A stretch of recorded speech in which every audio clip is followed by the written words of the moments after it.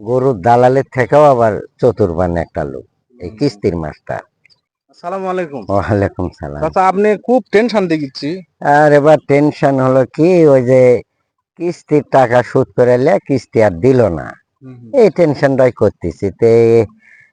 বিষয়টা বুঝলাম আজকে যে 7টা মার্ডার কেসের জামিন করে নির্দোষী খালাস করে একটা উকিল, আর 7টা গরুর দালালের ব্রেন নষ্ট করে দেয়, এই হলো কিস্তির মাস্টার। আজকে বিষয়টা বুঝতে পারলাম যে কিস্তির মাস্টাররা আবার এত একটা চতুর্বান বেনিয়ান একটা লোক।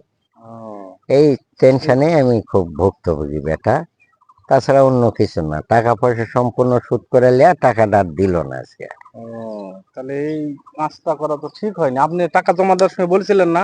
বলেছিলাম যে আমি কিন্তু টাকাটা হাওলাত করে দিচ্ছি বাবা, টাকাটার যেন কোনো ওরকম কিছু করো না, টাকাটা অতি তাড়াতাড়ি। আজকে এই যে বুধবারের ডেট ছিল টাকা দেওয়ার, টাকাটা দিল না, এই টেনশনে আমি ইয়ে হচ্ছি যে এত। আর আবার গরুর দালালের থেকেও আবার চতুর্বান একটা লোক, এই কিস্তির মাস্টার।